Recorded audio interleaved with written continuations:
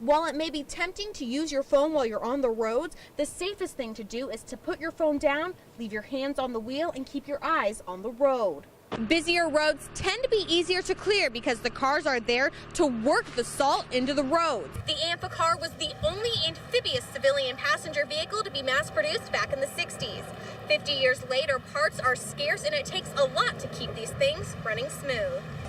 You can find both these foods and more here at the fairgrounds through Saturday. I'm about to go eat this whole elephant ear, so for your news now, I'm Britt Salay. Jeff, Jessica, back to you. Teams went around to different obstacles around the downtown area like this one, trying to be the team with the most points at the end. The factory makes 108 footballs per team for the big day, but it takes a few thousand tries to get them all perfect and indistinguishable. Randy said he's lucky in that his barber shop hasn't really missed a step, but other downtown businesses haven't had that same luck. The owner of Cloud9 Cafe said that since the fire, they've had trouble just getting people through the door. According to Rents, the problem with the manure is the nutrients inside it. When they get in the water, they feed a type of algae that can render the lake essentially toxic. While some may think that you can find the perfect tree in a box, according to Reese, the only environmentally friendly option is to get it at the farm. Interior Motifs has finally been able to reopen, but the owner says the scaffolding and fence that keeps customers safe may be the thing keeping them away. From the roads to the waves, there's nothing quite like taking a ride in one of the few amphibious cars still in good enough shape to hit the water. They were only built from 60 to 68. Gosh, a lot of them got in disrepair, went to junkyards, were crushed. There's only an estimated 600 of these vehicles still around today, and luckily for Salina Lake Festival goers, a good chunk of them were giving rides at the Salina Eagles. We have a lot of small swim-ins that are held across the United States, and those are small swim-ins that maybe 15 or 20 cars in the local area come to. Right now I've got 82 cars registered. Everybody said, oh, I don't think we'll be able to get that many cars together. I think we've done it. The Amphicar was the only amphibious civilian passenger vehicle to be mass-produced back in the 60s. 50 years later, parts are scarce and it takes a lot to keep these things running smooth. You got to keep everything maintained, greased, oiled. Anytime you see any kind of issue, I try to address it right away because you don't want to find out you have something wrong when you're in the middle of the lake. That means that when cars do break down, owners have to get creative when it comes to fixing them, even if it means making their own parts. You end up making some of your own, you try to make something else from another car fit. They are a challenge, but it always brings a crowd. Everybody loves it. If we go to a car show, boom, right away everybody's around the car. The rides will continue Saturday from 9 to 11 a.m. and then at 1, the Amphicars will gather to make their world record. On Grand Lake St. Mary's, Britt Salay, your news now. After 20 years of searching for the family he never knew, an Alaska man finally found the answers he's been looking for right here in Lima, all thanks to Ancestry DNA. This is the first time in my life I can walk into a room and look at somebody and go, I can see something in that person that I can see in myself.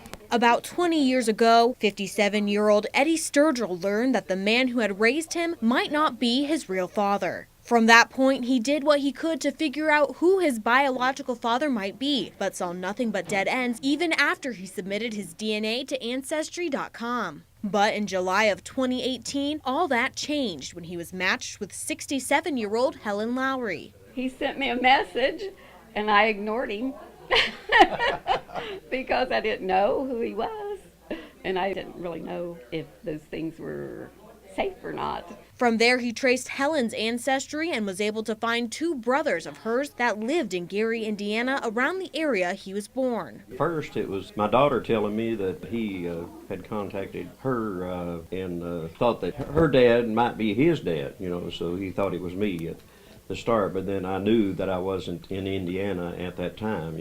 I went up there in 1962, and I think Eddie was born in 61. But his older brother Arlen Duff was in the area around that time and was proven to be Eddie's biological father after Willie took a DNA test. Sadly, Eddie will not get the chance to connect with Arlen, who died of colon cancer back in 1995. It's sad because I won't have a chance to meet him. But he did get the chance to travel to Lima to meet 6 of his 9 aunts and uncles who have welcomed him into the fold.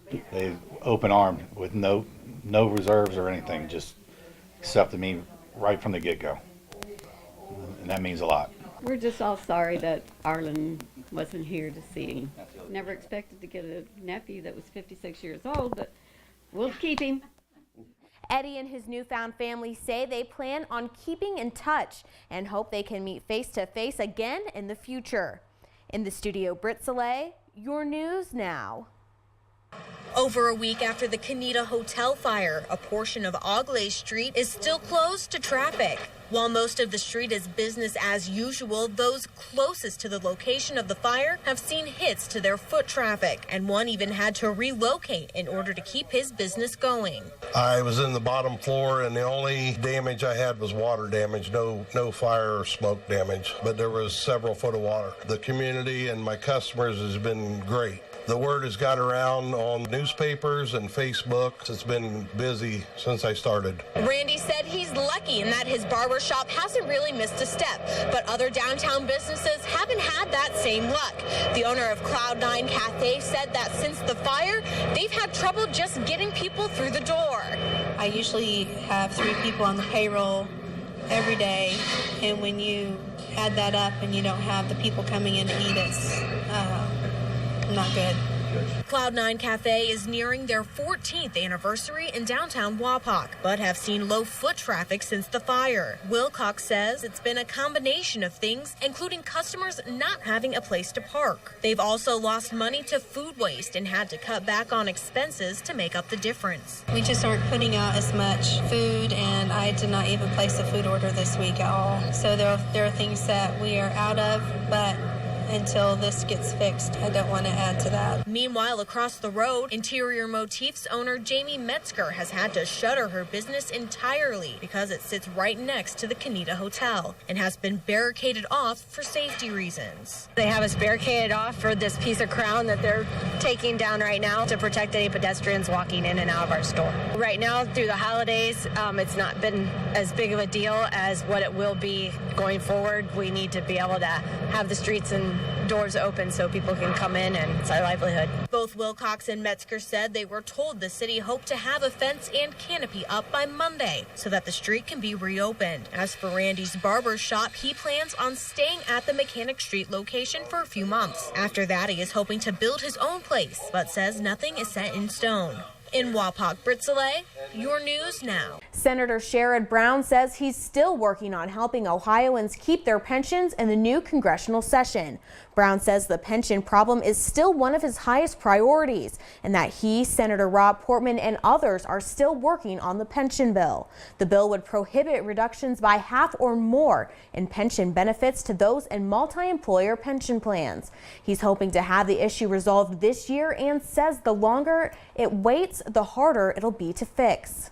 The Findlay Fire Department is investigating an early morning fire that broke out in an unoccupied building in downtown Findlay.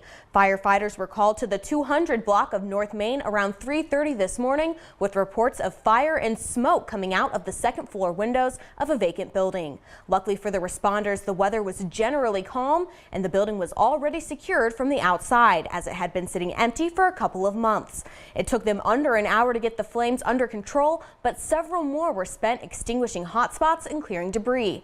The biggest issue they ran into was the poor structural condition the building was in. A man is in the hospital after a single vehicle crash on Jervis Road this morning. According to the Ohio State Highway Patrol Lima Post, troopers were on the scene at the intersection of Jervis Road and Lincoln Highway just before 9 this morning, where hours before 48-year-old Michael Schimler of Lima was traveling southbound on Jervis Road and failed to stop at the stop sign for Lincoln Highway. Schimler's vehicle traveled through a private drive and struck a ditch.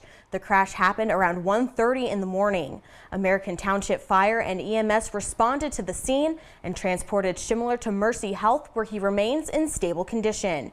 Schimler is suspected of using a cell phone at the time of the crash, and alcohol may have been a factor. The Hancock County Sheriff's Office responded to a single vehicle crash in Liberty Township early this morning. 23-year-old Anthony Highstand of Findlay Salay was traveling south on County Road 9 when he lost control of the Chevrolet he was driving. The vehicle traveled off-road and struck a utility pole before rolling multiple times and coming to a stop in a field. Highstand was transported to Blanchard Valley Hospital for treatment. Alcohol is suspected to be a factor in the crash. He was cited for failure to control and operating a vehicle while impaired.